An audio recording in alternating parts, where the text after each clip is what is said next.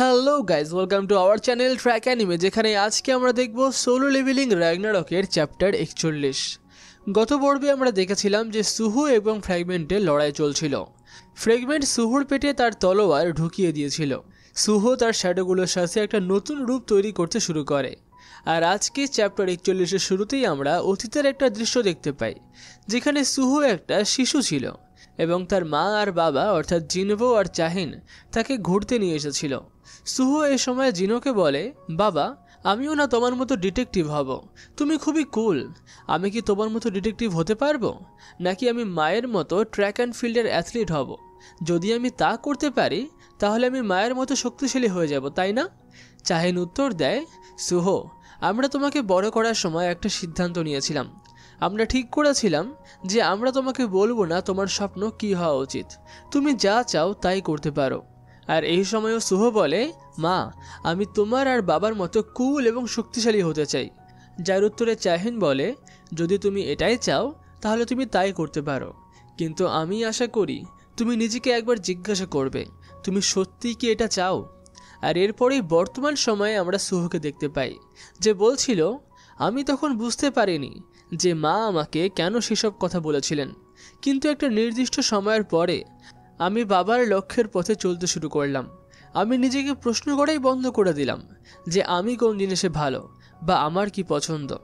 এরপর আমরা সুহুর ড্রয়িং ক্লাসের একটা দৃশ্য দেখতে পাই, যেখানে তার ড্রয়িং শিক্ষক তাকে বলছেন, যদি তুমি একই রকমের ড্রয়িং করো তাহলে তোমার ড্রয়িং স্কিল উন্নত হবে না। যদিও শিক্ষক দেখেন যে সুহু একটা আলাদা ড্রয়িং তৈরি করেছিল।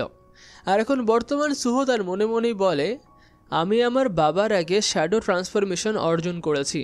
হয়তো এটার কারণ হলো যে সিস্টেম আমার নিজের গুণের কারণেই আমাকে এটা দিয়েছে।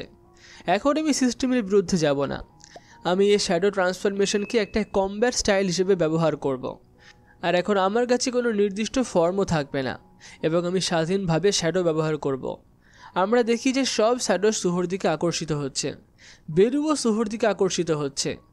কিন্তু এই সময় এসিএল বেরুকে ধরে ফেলে এবং তাকে জিজ্ঞাসা করে, বেরু, ইয়ং মোনাকের সাথে কি হচ্ছে? বেরু উত্তর দেয়, আমিও জানি না তার সাথে কি হচ্ছে, তবে সম্ভবত ইয়ং মোনার্ক এখন তার শেল থেকে বেরিয়ে আসছে। ফ্র্যাগমেন্টও এই সমস্ত দেখে কিছুটা হতভম্ব হয়ে যায়। সে তার মনে মনেই বলে, ওর কাছে কি কোনো লুকোনো ক্ষমতা আছে? এটা কি আমার পক্ষে বিপজ্জনক হতে পারে? আমাকে দ্রুতই এর কাছে পৌঁছে স্টার ফ্র্যাগমেন্টটাকে এর ভিতরে প্ল্যান্ট করতে হবে। ঠিক তখনই আমরা দেখি যে সুহু তার শ্যাডো দিয়ে ফ্র্যাগমেন্টের ওপরে একটা শক্তিশালী আক্রমণ করে। যদিও ফ্র্যাগমেন্ট আগেই দূরে সরে যায়, কিন্তু সে বেশ হতভম্ব হয়ে যায়। সে তার মনে মনেই বলে, এটা কি হলো? আমি যতটুকু জানি একটা হান্টারের ক্ষমতা তো এতটা বাড়তেই পারে না। তাহলে এটা কি ওর সেকেন্ড অ্যাওয়েকেনিং হতে পারে? আমরা দেখি যে সুহুর আঘাত সেরে যায় এবং আমরা সুহুকে একটা নতুন রূপে দেখি। সুহু বুঝতে পারে যে সে শ্যাডোকে শুধুমাত্র একটা অস্ত্র হিসেবে ব্যবহার করতে পারে না, বরং সে তাদের যেভাবে চায় সেইভাবেই পরিবর্তন করতে পারে। সুহু তার ভিতরের শ্যাডো দিয়ে ফ্র্যাগমেন্টের উপরে আক্রমণ করে। ফ্র্যাগমেন্ট তাকে স্ল্যাশ করে, কিন্তু ঠিক তখনই পেছন থেকে আরেকটি শ্যাডো সোলজার এসে ফ্র্যাগমেন্টকে পাঞ্চ করে। ফ্র্যাগমেন্ট তার তলোয়ার দিয়ে পাঞ্চটাকে ব্লক করে দেয়। আর ফ্র্যাগমেন্ট সুহুকে বলে, আমি আগেই বলেছি, এত কম শ্যাডো সোলজার দিয়ে তুমি আমার কিছুই করতে পারবে না। ফ্র্যাগমেন্ট সুহুর ওপর অনেক স্ল্যাশ করে, কিন্তু ঠিক তখনই ফ্র্যাগমেন্ট বেশ হতভম্ব হয়ে যায়। আমরা দেখি যে সুহু এসএলের সাথে বন্ড স্কিল ব্যবহার করতে শুরু করে। আর সুহু তখন ফ্র্যাগমেন্টকে বলে, ঠিক আছে, যদি জিনিস ঠিকঠাকভাবে কাজ না করে তাহলে আমি এর জন্য কিছু করতে পারি না। সুহু খুবই দ্রুত ফ্র্যাগমেন্টের কাছে চলে আসে। আর ফ্র্যাগমেন্ট তার মনে মনেই বলে, এই ম্যাজিক্যাল পাওয়ারটা সত্যি খুবই বিপজ্জনক, কিন্তু সামনে থেকে আক্রমণ করলেই আমি সহজেই আঘাত পাবো না। ফ্র্যাগমেন্ট সুহুর ওপরে অনেক স্ল্যাশ করে এবং খুশি হয়ে তাকে বলে, একটি পা হারালেও শ্যাডো অথরিটি ব্যবহার করতে কোনো সমস্যা হবে না। ঠিক তখনই সুহু ফ্র্যাগমেন্টের পেছনে একটা শ্যাডো নিয়ে আসে এবং সেই শ্যাডো সুহুর বন্ড স্কিল ব্যবহার করে ফ্র্যাগমেন্টের মুখে একটা শক্তিশালী পাঞ্চ মারে, যার ফলে সে দূরে গিয়ে পাহাড়ে ধাক্কা খায়। সুহু বলে, আমি জানতাম না যে শ্যাডোকে এভাবেও ব্যবহার করা যায়। আমরা দেখি যে ফ্র্যাগমেন্টও বেশ ক্ষতিগ্রস্ত হয়েছে। তার চোখ এবং মুখ থেকে রক্ত বেরোতে থাকে। সে বলে, তুমি শ্যাডো সোলজারকে তোমার স্কিল ব্যবহার করতে দিয়েছ, এভাবে অথরিটি ব্যবহার করতে দেওয়া ডার্কনেস কখনো করেনি। আমরা দেখি যে ফ্র্যাগমেন্ট লি মিনসাংয়ের শরীরের সাথে কথা বলতে পারছে না, কারণ তার চোয়াল ভেঙে গেছে।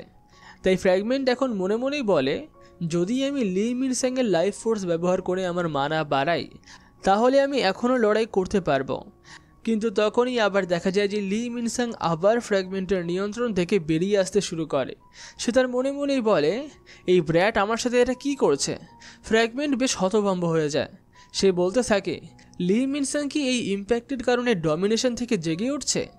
লি মিনসাং তার মনে মনেই বলে, সুহোর মতো একটা ছেলে যে এত কিছু অর্জন করে ফেলেছে এটা বিশ্বাস করা সত্যিই কঠিন। একটা এ র্যাঙ্কের হান্টারও তার মতো একটা লো র্যাঙ্কের হান্টারের কাছে হার মানল। ফ্র্যাগমেন্ট এই সময় লি মিনসাংকে বলে, লি মিনসাং, যদি তুমি এখনই না থামো। লি মিনসাং বলে, কি হবে তাহলে? আমি মরে যাব? এর থেকে খারাপ আর কি হতে পারে? তুমি কি মনে করো আমি মরতে ভয় পাই? কেউ আমাকে নিচু নজরে দেখলে আমি তা পছন্দ করি না। আমি তাদের জীবন নরক বানিয়ে দেব যারা আমাকে নিচু নজরে দেখেছে। আমরা দেখি যে লি মিনসাং তার শরীর থেকে ফ্র্যাগমেন্টের সেল বের করে দেয়, আর সুহু এই সময় লি মিনসাংয়ের কাছে চলে আসে। লি মিনসাং তার মনে মনেই বলে, আসো বাচ্চা, যদি আমি মেইন ক্যারেক্টার নাও হতে পারি তাহলেও আমি শুধুমাত্র সাইড রোল করে তোমার সাহায্য করব, যার জন্য হয়তো আমাকে নিয়োগ করা হয়েছিল, আর এটিই হবে আমার অভিনয়ের শেষ ভূমিকা। লি মিনসাং তার সেল বের করে দেয়, আর তখনই সুহু ফ্র্যাগমেন্টকে একটা বিপজ্জনক পাঞ্চ মারে। আর এখানে শেষ হয় পর্ব 41। পুরো ভিডিওটি ভালো লাগলে ভিডিওটিতে লাইক, কমেন্ট, শেয়ার অবশ্যই করবেন।